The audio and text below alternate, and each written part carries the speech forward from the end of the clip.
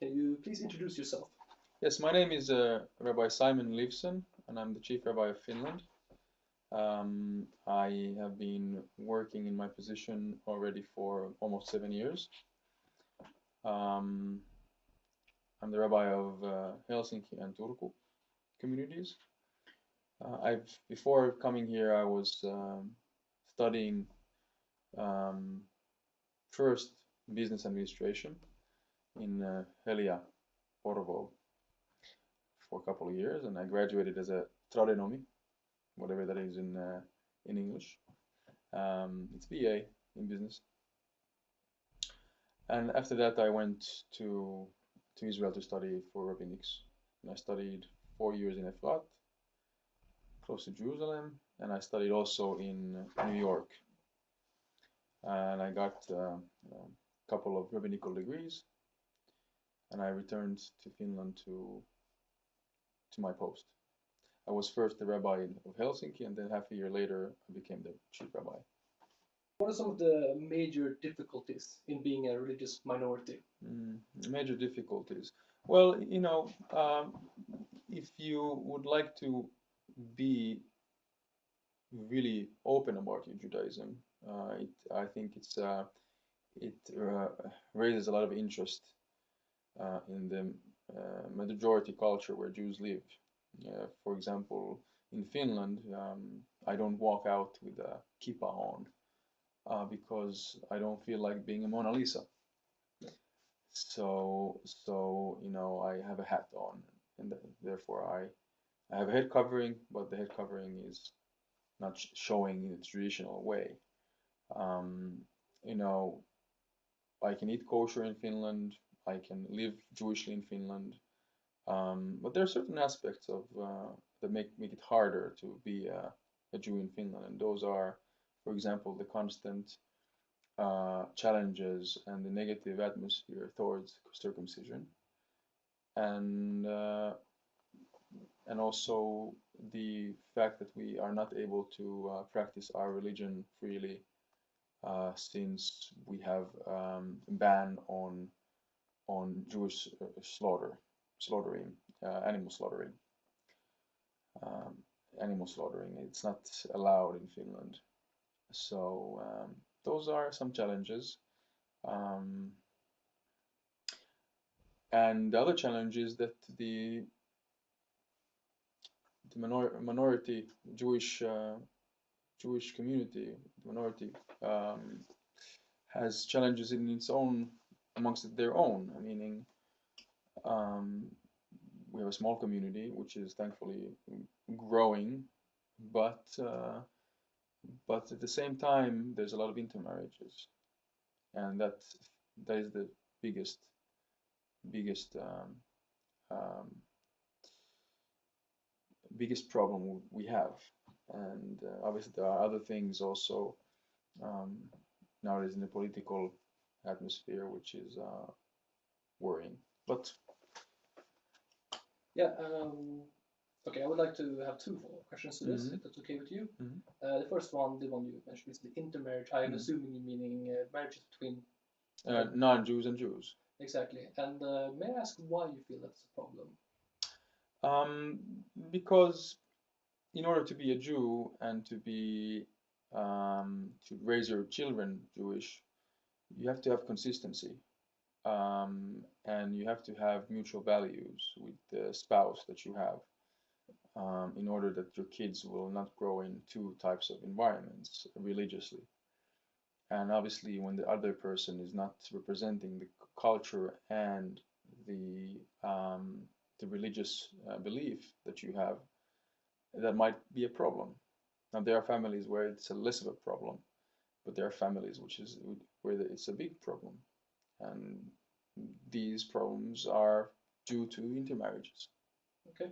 Well, you as the rabbi of your community probably gets to hear those problems a lot, or at least when I they come get up. to hear those problems. It's not so much that I get to hear about those problems. I get to see those problems. I You get to see, I experience them. Yeah, I understand. sure.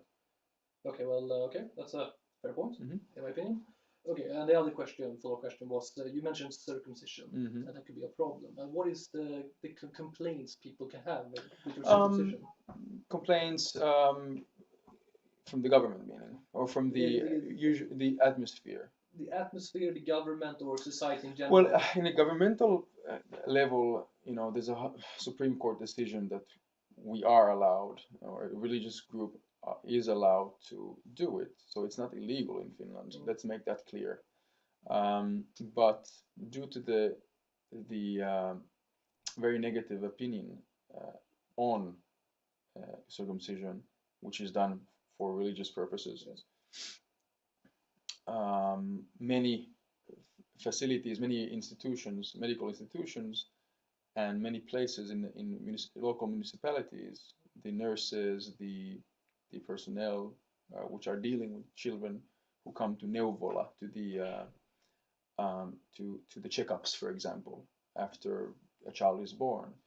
As you know, in the 8th day, a Jewish child, male child, is circumcised, and it's always kind of frustrating and stressful for the parents to kind of show their child to somebody who has a many times has a negative thoughts on this, and that is uncomfortable. Although it's legal, it's still very much handled as something which is not accepted. Okay. And well, as I understand it, some people can have a problem with that the person performing the circumcisions might not be medically trained. Is that correct?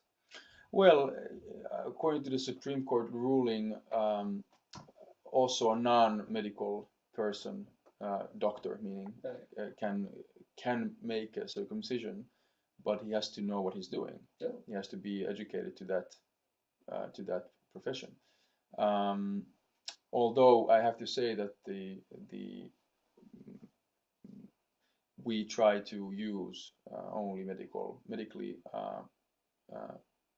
personnel. Should some of this, I'm just going to ask it again. Next question, just to, if you find something else, what aspects of Jewish faith collide with Finnish society? You already mentioned the slaughtering and sometimes circumcisions. Is there anything else you would like to bring up? Well, it would be very difficult to, for example, go to the Finnish army as a religious Jew,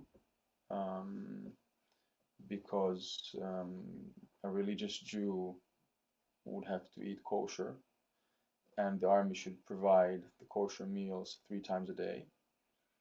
A religious Jew has also the privilege of attending his holidays when they are.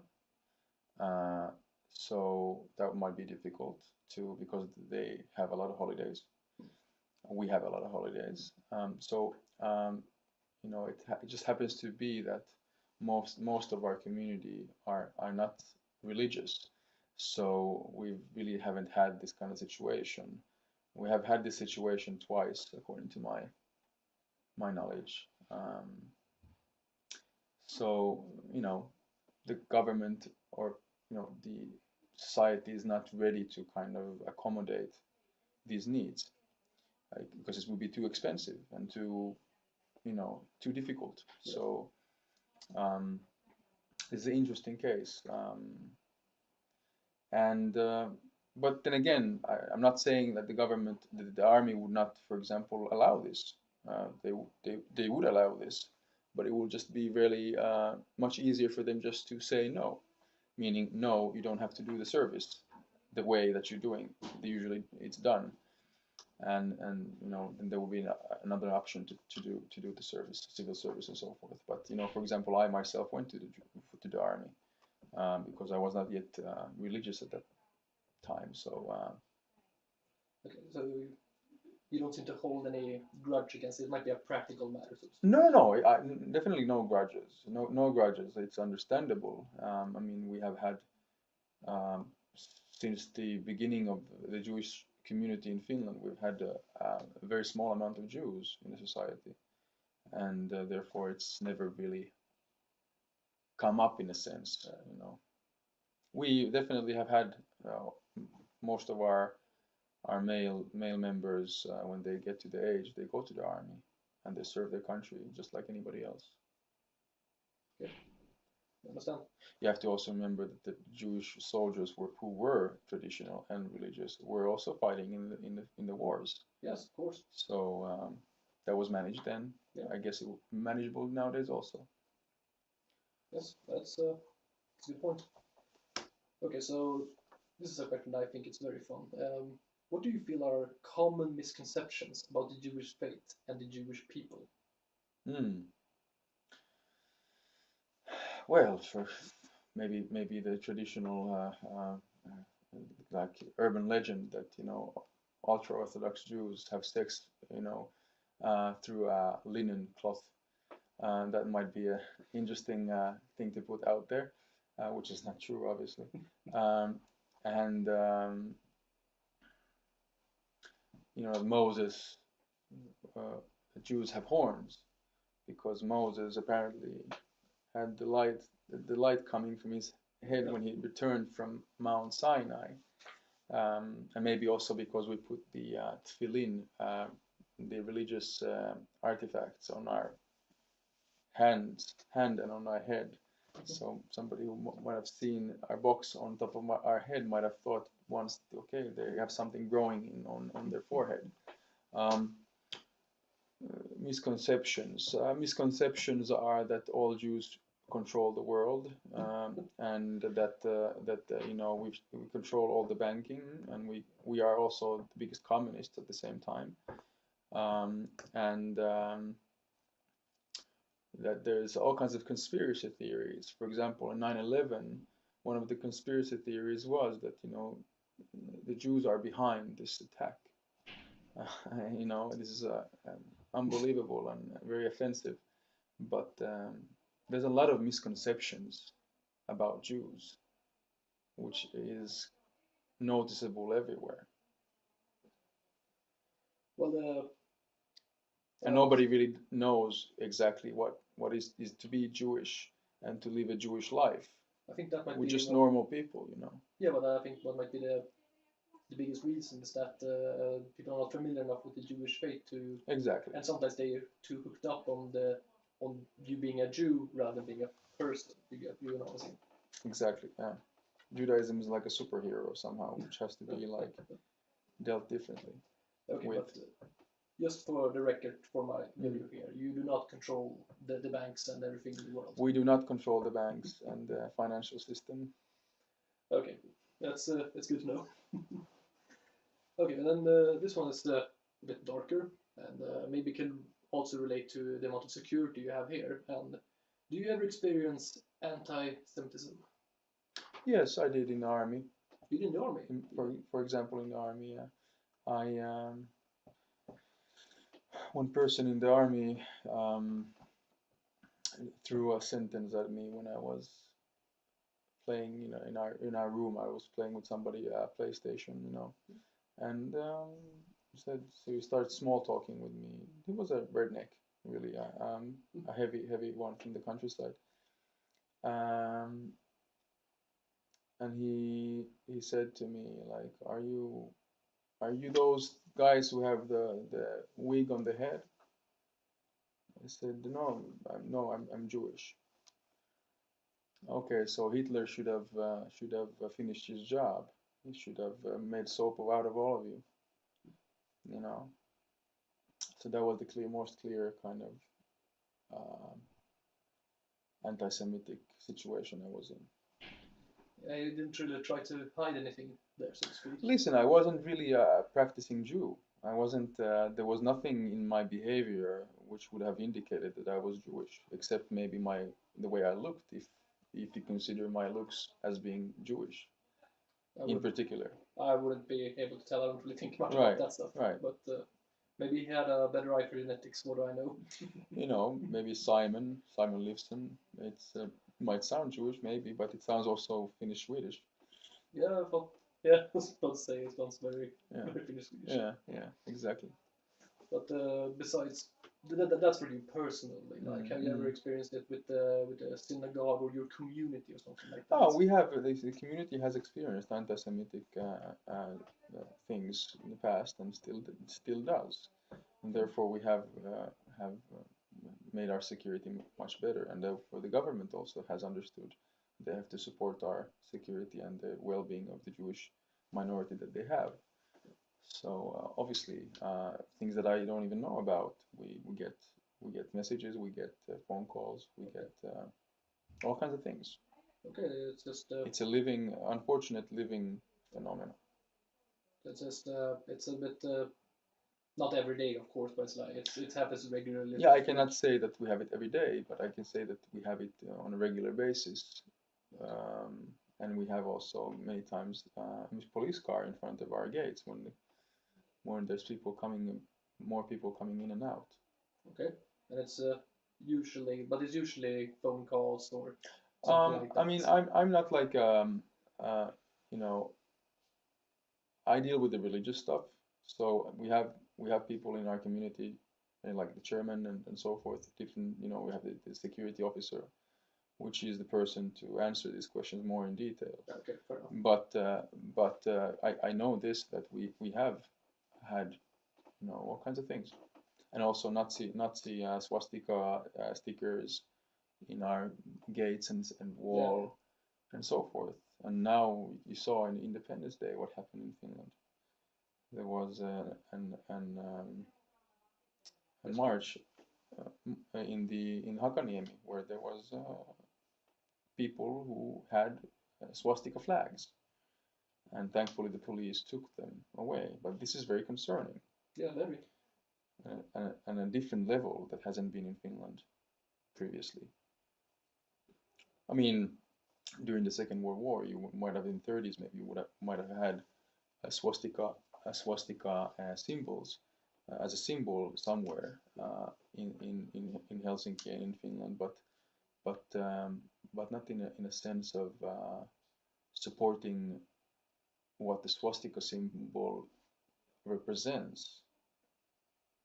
And this is obviously not an official thing of the government. The government is anti these things, and thankfully, of course, as a modern democracy, is against the hate speeches and all those things. People can do all kinds of things behind this freedom of speech, but the only thing that is by law not accepted is the fact that you cause you do hate speech, and you cause hate towards a certain group of people.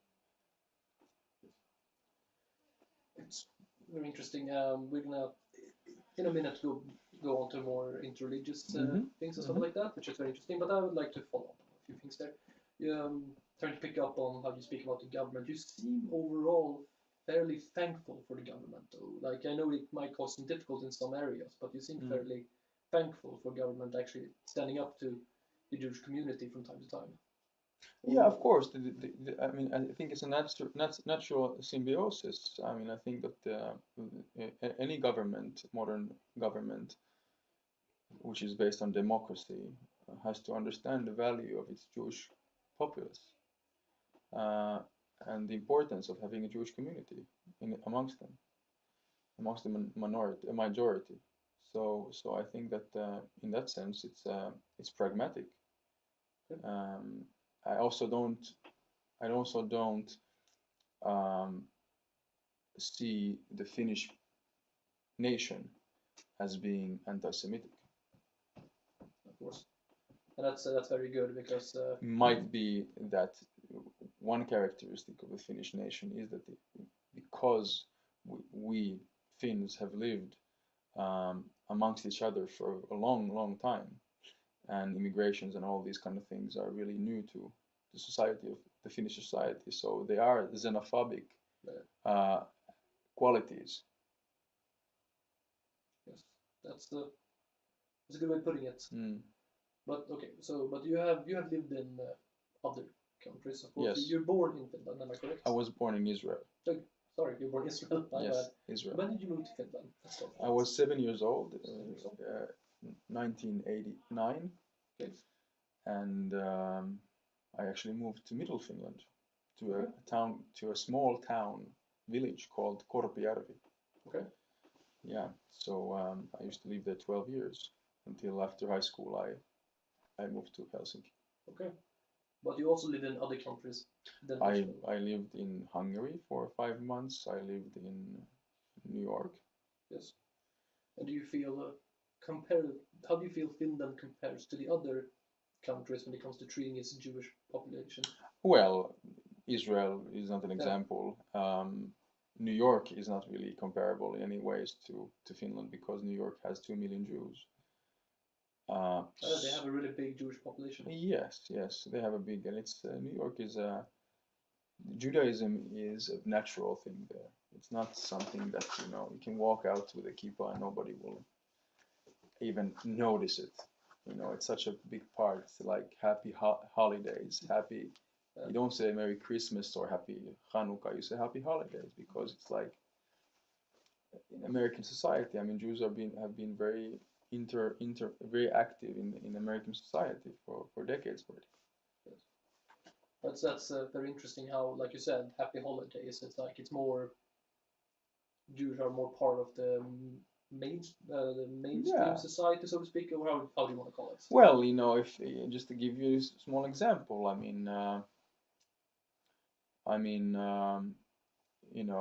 when you have, imagine Helsinki having, let's say New York has 8 million people living in New York. So if 2 million of them are Jews, that means that 1/4 is Jewish in New York. Yeah. And that means that if you want to compare it to Helsinki, for example, or Stockholm, or whatever other country which is similar to Finland, so you would have to make the comparison, and that would be if there's 700,000 people. I don't know exact numbers now, how many people live in Helsinki, but if 1/4 would be Jewish, this city would look very different.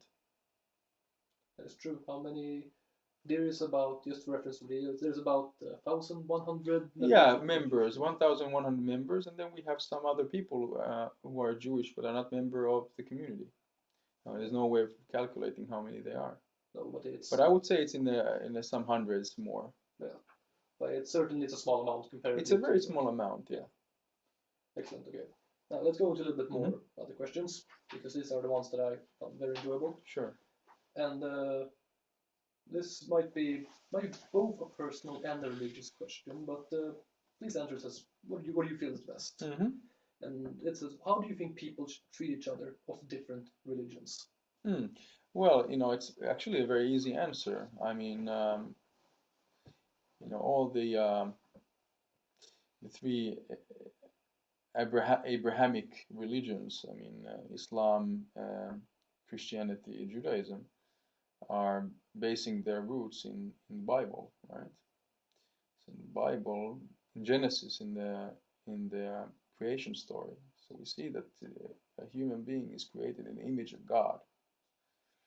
So as a religious person, and I would suggest this for anybody, even not religious, and I think that non-religious people also can act this way and are acting this way if the morals and ethics are in place, that you honor and you respect another person initially, whoever you meet. You have to see in their face godliness. You understand? Because they are created also in the image of God, everybody. So therefore, every time you encounter a person, the initial, there has to be respect and mutual respect. Yes. So obviously, this is for me a basic principle. It's one of the, it's basically, it's not clearly said in the Ten Commandments, but it's clearly said in the commentaries about the Ten Commandments in Judaism. You feel, I'll put it simply, no matter what person you respect, the person you meet. Listen, yeah, if you don't have any meaning, there's all kinds of people in this world. There are bad people, and there are people that are not. You have to be careful in this world, and you have to know when to respect somebody, and when to respect, and also understand how to respect. And it's very colorful, a very colorful, very nuanced reality. But I think initially, if a person is coming in peace and is in a constructive mind approaching you, whatever that approach is, you should show respect. If there is a need to act differently, for example, in war times and so on and so forth, and also in private life, if there's a situation where the encounter is not peaceful, then obviously this structure falls. But we might want to be able to keep that structure as much as possible. Definitely, yes. Until the last moment. Speaking of respect, what are your views on, for instance, Christian missionaries? Well, they believe very strongly what they do, and they believe that they're doing the right thing. So they believe that they're doing the thing which is for peace and for a bigger good. I disagree with them. Of course, I disagree with them, and I don't. But it doesn't mean that I don't have to respect them. As long as they don't, I have no problem talking to a person who's trying to convert me. I have been handed many times the book of Yeshayahu 53, and said, please read this. Maybe this will enlighten your Jewish roots. And it's like interesting for me. It's funny to kind of encounter these things, but I do encourage people to think critically and to think with their own brains. I mean, I don't respect a way of behavior which is not based on analytic and an analysis beforehand of some sort. I do not also like movements which are blindedly going after something. It's hard for me to respect that.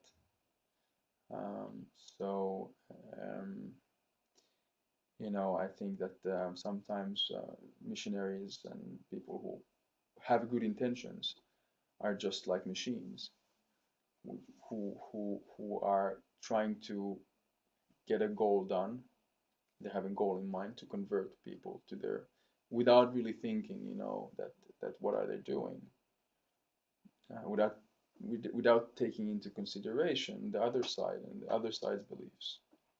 One interesting thing about Judaism is that we don't force anybody to believe in what we believe. The only thing we are wishing from others is that they see godliness, that they see that God is one God and He is in charge of this world, and that we all as human beings have an equal responsibility to show godliness more through our actions, which are hopefully good.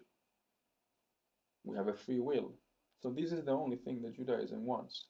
Judaism does not want to convert anybody and does not think of others as having, so to speak, the wrong belief. We don't have to agree with it, but it doesn't mean that we go out saying that you're wrong. So you mentioned you had encountered Christian missionaries. I'm assuming you encounter Christians maybe every day even. And I know for a fact you have contact with some Christians, of course. And but for instance, Christian missionaries, like, are the conversations usually fairly civil and? Well, I really never spoken to, for example, let's take Mormons or I have had discussions when I was younger with acquaintance of mine and my father's